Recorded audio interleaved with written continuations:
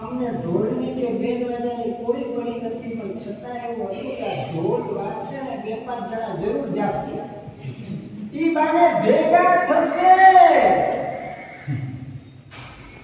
આ ઢોલ શું છે ભાઈ? સામેનું શું છે? બેન્ડ વાજા શું છે? ઈ ડુગડુગિયું છે.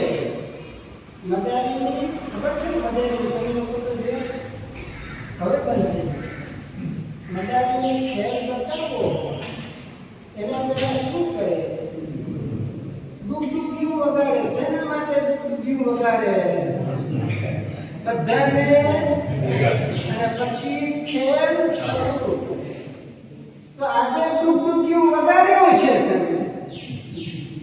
ખેલ તો હવે કોઈ બી સંતોષ ને અઠવાડિયું 2-5 દિવસ રહે, અમે 2-4 દિવસ રોકાશું અને ખેલ બતાવશું. આજે ડુગડુગિયું વાગ્યું છે.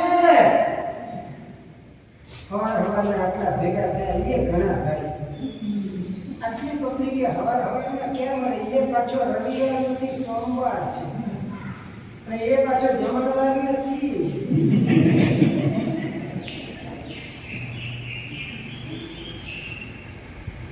તમારા કેન્દ્રમાં આત્મા છે.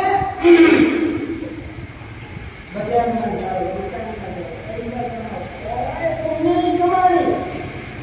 તમારા કેન્દ્રમાં શરીર છે, તમારા કેન્દ્રમાં બુદ્ધિ છે, તમારા કેન્દ્રમાં પૈસો છે, તમારા કેન્દ્રમાં પ્રતિષ્ઠા છે.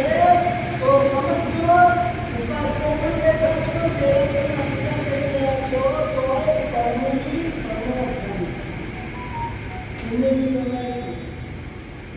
કારણ કે તમારું લક્ષ્ય શું છે?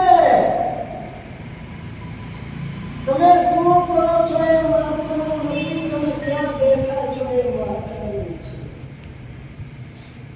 તમે ક્યાં બેઠા છો એ મહત્વનું નથી, તમારું માઇન્ડ ક્યાં બેઠું છે એ મહત્વનું છે. તમે અત્યારે અહીંયા જાજમ ઉપર બેઠા છો, માઇન્ડ ક્યાં બેઠું છે?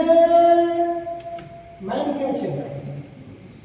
ક્યારે મહારાજ ગુરુ કરે, ક્યારે નાસ્તા ભેગા થઈએ અને બજારમાં જઈએ.